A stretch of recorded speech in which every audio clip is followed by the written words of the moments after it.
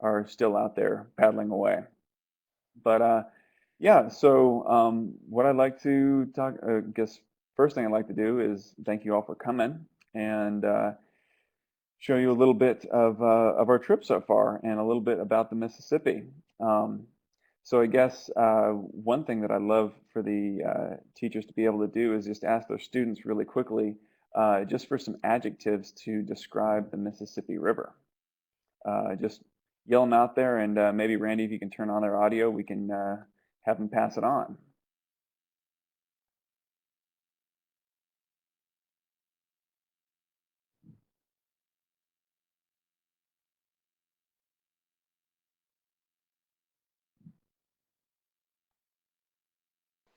Looks like we've got them popping up into the chat screen as opposed to on the microphones, Jordan, because they may not all have microphone capability. Okay, sounds good. What are some of the adjectives that are coming up? Are you seeing them in your chat window there, Jordan? I'm not seeing them in my chat window. I must Well, be I'm looking in the. seeing deep, very long, squiggly, blue.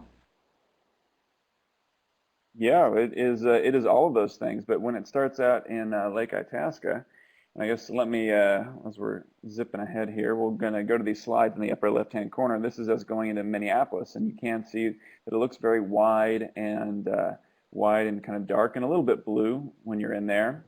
Real quick, this is the crew. This is Max Finkelstein. He's paddled over 25,000 kilometers across Canada and around the world. And he's with us from the Canadian Wildlife Federation. He's a naturalist and an author, and also an incredible paddler.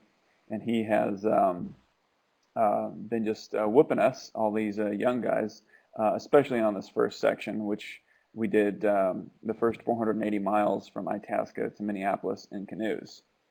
This is Patrick, and he joined us on the trip across the mid-Atlantic.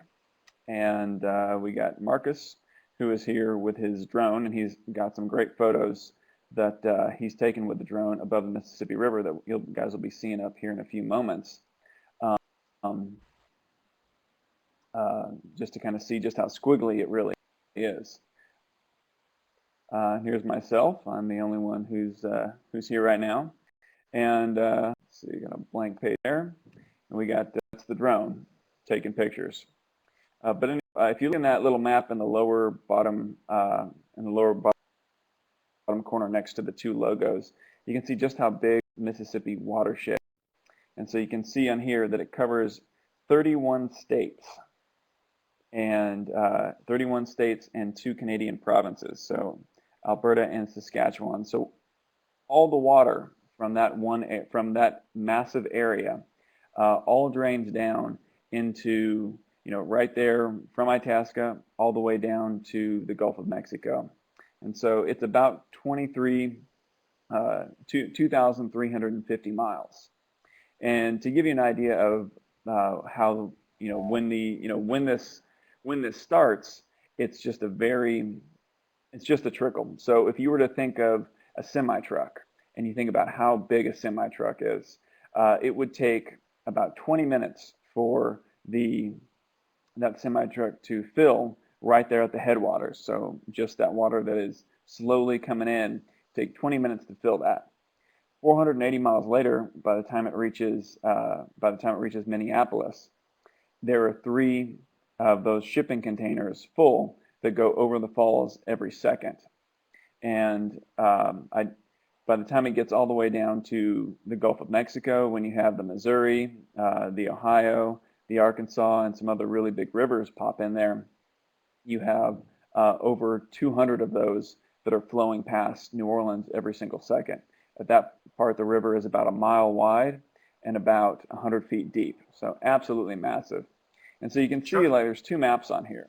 Yeah. Jordan, a question came up here from one of Jamal's students. He says, how long is the Mississippi River?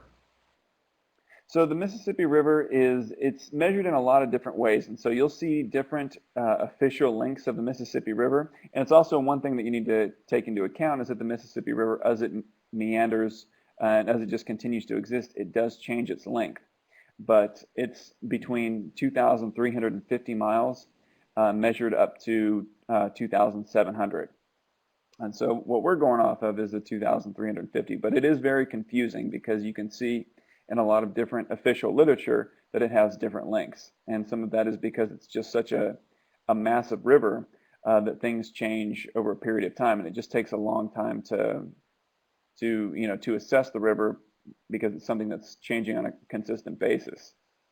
And now, if you look at this map up here that has all of North America and South America in there, you see that kind of that what looks like branches, that big long line there, and it says the Mississippi Flyway.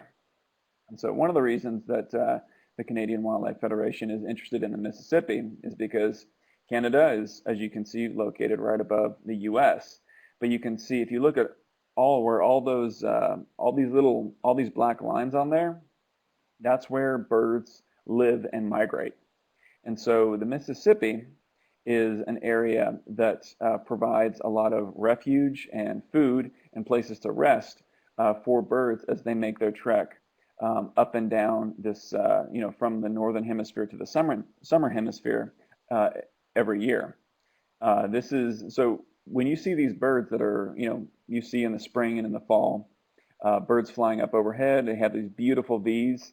And sometimes when you're out in the Mississippi, you see birds that you wouldn't normally associate with the center of the country, like pelicans that are flying overhead. And that's because they're following their migration pattern. And so the Mississippi it's important because it provides basically a road for the birds to be able to go all the way up here in northern Canada, all the way down to far below the equator in South America. And so there's, birds are something that it's important for the ecosystem. It's something we enjoy, and we need to, it's something that we need to look after in order to keep the whole ecosystem healthy, to be able to keep this a safe and open road for these birds to go from the top of the continent to the bottom. And now, Jordan, Um, based upon that road that you've talked about, Nicole says there in the bottom right-hand corner of the screen in the chat window, how did the Mississippi River begin many years ago? Now, this is a great history and geography question. This is so the Mississippi River. Mississippi is actually a relatively, it's kind of as we know it, it's a relatively young river. After the Ice Age, the Mississippi, as all that water was flooding, it dug a really deep gorge about 12,000 years ago. And over the past 12,000 years, it has slowly started to silt up and has become that more meandering river that we know today. So, for example, the section of the river that I'm in right now is actually a really unique section between Illinois, Iowa, Minnesota, and Wisconsin that avoided the Ice Age. And so what that means is that, when that last Ice Age happened, you just had absolutely massive glaciers, huge sheets of ice, and they were so heavy and they were so thick that they just scraped and gouged. If you look at this picture down here, you'll see the pictures of the Great Lakes, and that was what those ice sheets were doing, is that they were scraping and gouging. But in this little section, the ice sheet just didn't hit this part. And so because of that, you have these karst formations as limestone that wasn't scraped. And it was, and so what you can see right now is you can kind of see these beautiful bluffs in between where we've been rowing for the past week from Minneapolis to Winona. These great bluffs that at one point were even bigger. And so basically once that those ice sheets started to recede and they started to melt in earnest, that's really what gouged out that original Mississippi River Valley, and there was been so much water and so much consistent flow of all this of all the dirt and sediment that it has filled it up and made it kind of that the meandering river that we think of it today.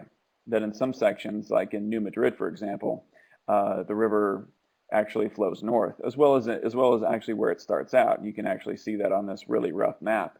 The first 50 miles of the river don't even start to go south for quite a while. So now But one stating thing, that about your roadway that you've just done a great job describing, why does the Mississippi branch off and make many little rivers all over the place?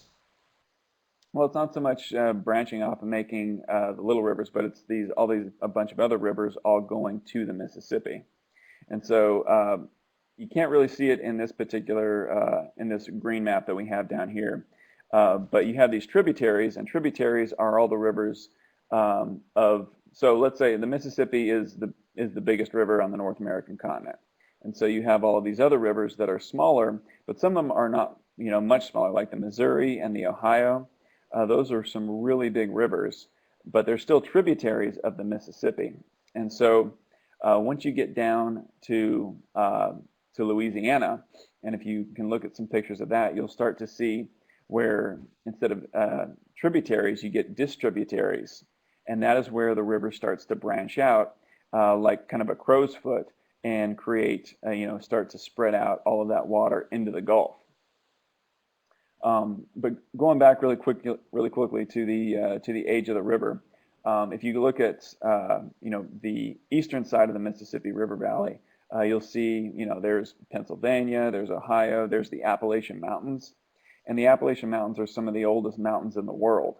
And those actually, there's some streams up there that are some of the oldest streams in the world. So although the Mississippi is geologically a relatively young river, there are some tributaries into it that are some of the oldest that are some of the oldest in the world.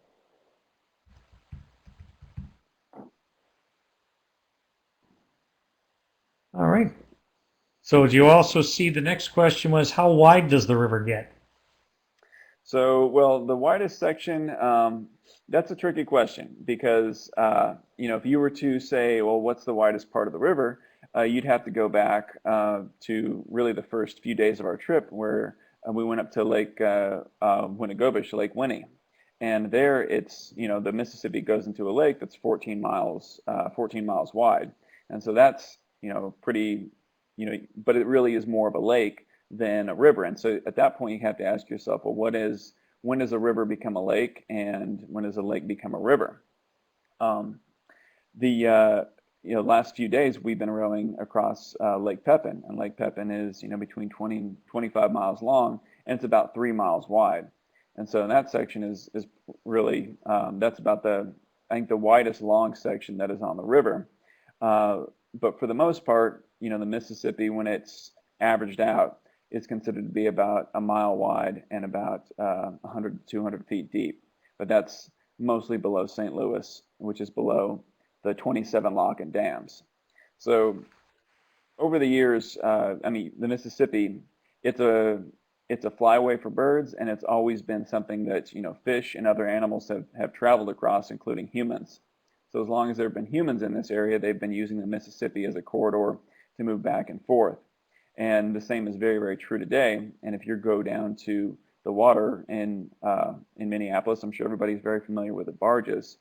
So those barges are very big, and in order to keep the Mississippi a place where they can safely travel up and down, there's a huge amount of work that has been done to the river over the past 150 years.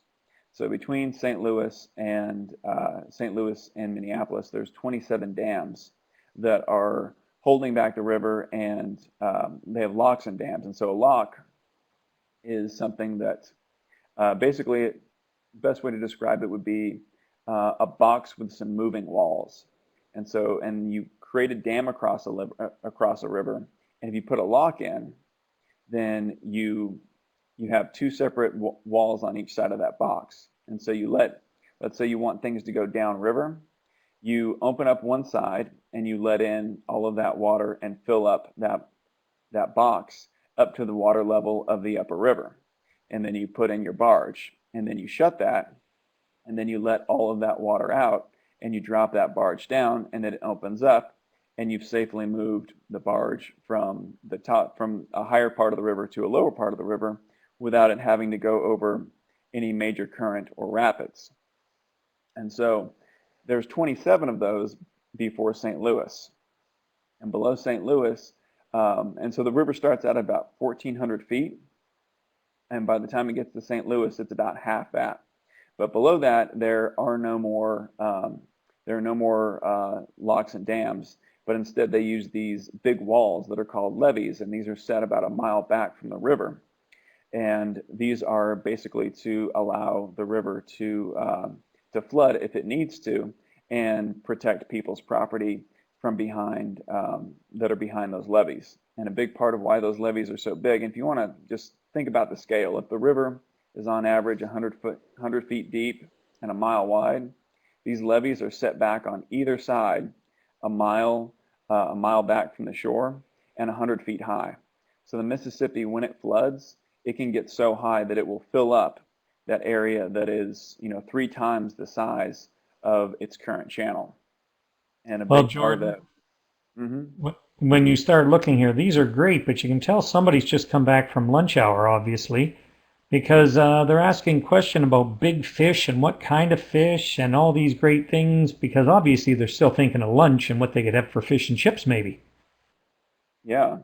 Well, we haven't been doing any fishing ourselves along the way. However, we've seen a lot of fishermen, and they are going after, at least on this upper part of the river, they're going after a lot of walleye, and apparently on the upper Mississippi is some world-class smallmouth bass fishing.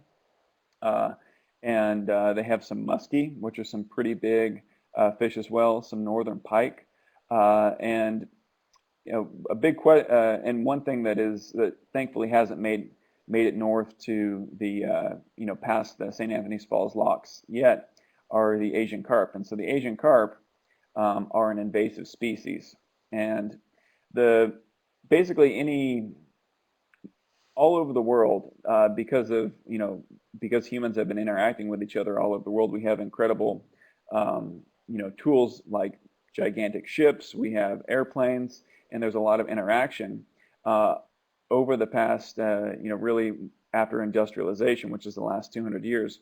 There have been there's been a lot of exchange of different plants and animals. And so you have, you know, every continent has its own ecosystem, and it has plants and animals that grew up in that ecosystem, and they made they've been able to figure out a good balance for their home.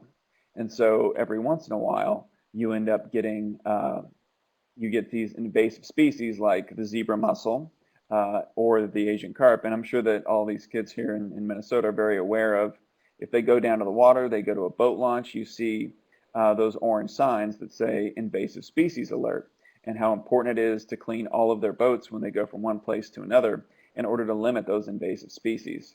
So what happens is you get one of these invasives like the zebra mussel or the carp, and it starts to mess with that balance, and you start to create a lot of problems. And all of these ecosystems are connected in many, many ways that we know of, and even more than that we don't know of. And so it's really important for us to manage these problems as they come up. And so let's see, next slide that's popped up. What you can see here is this is a screenshot from robotclassroom.org, which is our website. And what you can see here is it's a zoomed in part of the very upper part of the river. And if you go to this, you can follow along on our trip, and you can see where these photos were taken. Just go in and you click on one of these photos. There's a short description and a picture or a video. The little red markers are blogs. And when you see a little microscope, you'll see that's where we either have taken a sample or are planning on taking a sample. And so that kind of brings me to some of the science that we're doing. So along this trip, we are working with a professor down at LSU who's a microbiologist. And so he studies animals, but he studies really, really tiny animals.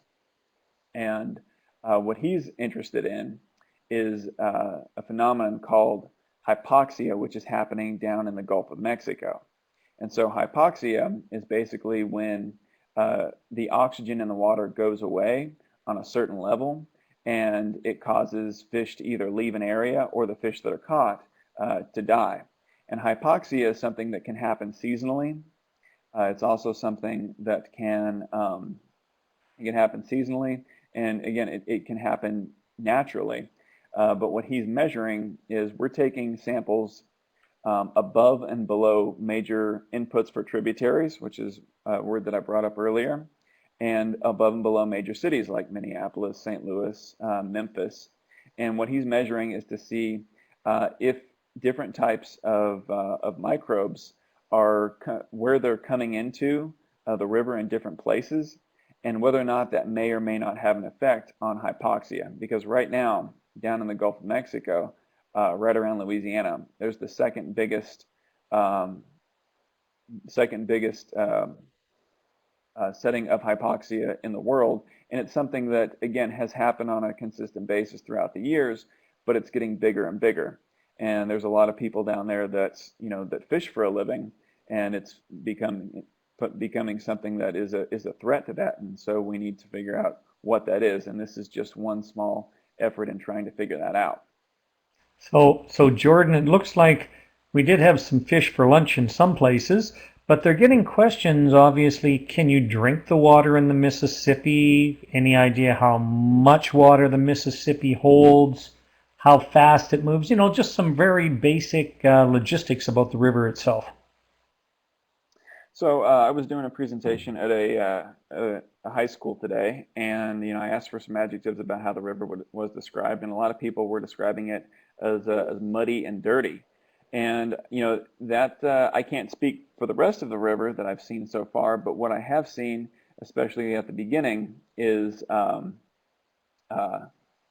is that the water is for the most part very clean. There's very low phosphates and nitrates, and so those low phosphates and nitrates that's some runoff that goes into from farming, and that can have a negative effect on the water as well. So the water has been relatively clear, um, and it's only really now starting to really darken up and be silty. Um, but it has been relatively pure. What were the other questions, Randy? Well, it I'm had to having deal with trouble with the how fast. Okay, how that's no fast. problem. Yes. How fast it's moving, Uh, roughly an idea on how much water is there even. well, the water volume is changing all the time because of the tributaries that are going in. And like I said before, the I forget how many cubic feet it is per second, but it's a very um, small. I mean, enough. Like I guess it goes back to my description of the amount of water in the Mississippi would be at the very beginning would be enough to fill up a shipping container in 20 minutes, or so, maybe not shipping container, but like if you think of like a semi truck. So if you were to take all of that and let it flow into a truck, it would take 20 minutes there.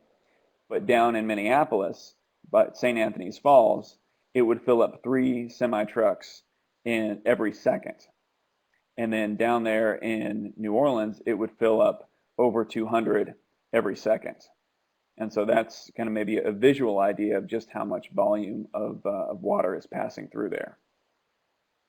And speed-wise, uh, what we've been experiencing so far has been on the upper section of the river, which has about uh, a dozen dams in it, is sometimes that current is running to about 2 to 3 miles an hour, and as it gets closer to a dam, it slows to almost zero, but below that dam, it speeds up again. And up here on this section, below Minneapolis, it's been giving us anywhere from 1 to 2.5 knots, and 1 to 2.5 miles, miles per hour. And once we get down below St. Louis, it picks up to about 3, because there's no more dams that are holding it back at that point. Great So stuff. And I know you're eventually, as you're going to go through your slides in the top corner there, I know you're eventually just going to mention roughly how many days you anticipate this taking you. hmm Well, yeah, we'll start with the slides here, and this is actually on September 1st. This is early morning, maybe 5 a.m. We're at a hotel room in Minneapolis, and we are going through all of our food. And this is the very next day we were going to pick up our friend, or that day we were going to pick up our friend at the airport, Marcus, and go head up to Lake Itasca. And here we are. This is Lake Itasca. The this is the beginning of the Mississippi. You can see just how small these little rocks that climb right over. But even if you were to go on either side of this, the water would barely go up to your knee. And so we took canoes for the first section because we'd have to do a lot of portage. And so portage is a word that means when you have to take your boat and move it around an obstruction in the river. And so we portaged over these rocks. And here we go. This is the first day. And what's fascinating about this photo, this is taken from the drone. And what you can see there is this is the Mississippi, and there's a tiny little, you can see our canoe, and the canoe is about 18 feet. And so maybe the river is, at this point, about 20 to 25 feet wide in some places. And you can see it zig and zag. And if you look at this is all either wild rice or cattails. And if you look off to the side, you'll see where there's some different colored rice or cattails that look very loopy, much like the river. And these are sections of where the river used to go to. And it's no longer there because eventually, as the water flows downhill, it meanders back and forth, and it's constantly moving the sediment. And so you can see eventually it'll get to the point where it'll cut something off, and you'll get something called an oxbow lake. And if you get on Google Maps and you go look down on the southern part of the river, you'll see some very long, big, skinny lakes that used to be oxbows of the Mississippi. And some of those are really fairly recent, as in less than 100 years old, when those have been cut off and got turned into lakes and are no longer relevant to the main channel of the river. See, and so here we are. This is what this looks like from the ground. So you can see this is, again, the first day, a little bit before that first shot was taken. And as you're going along, really, a lot of places you're just guessing where the flow is, because there's just so much grass that's holding it back. And this is our first campsite. I don't know if any classes likes to go, but if they wanted to convince their parents to go do that first section, there's some beautiful campsites for the first 100 miles provided by the Minnesota DNR that have really everything you need. And so this is a place called Coffee Pot Landing. The next day, this is over Beaver Dam. You can see we're doing another portage here. So that's Pat, me, and Marcus is filming. And so the beaver dams they're really well built. It just looks like a pile of sticks, but they're quite the barrier, and they're really solid. So although it just looks like a bunch of sticks that are been jumbled together, they're very firm when you walk on them, and it doesn't hurt the dam, and it doesn't really feel precarious to move the canoe over it. So here we are. The river's widened up. You can see just how calm it is. It's these are these wild rice fields, and it just reflects the clouds. So the first big town that you hit is Bemidji, and maybe a few of you guys have been there. And here is Paul Bunyan and his blue ox, and there's Patrick.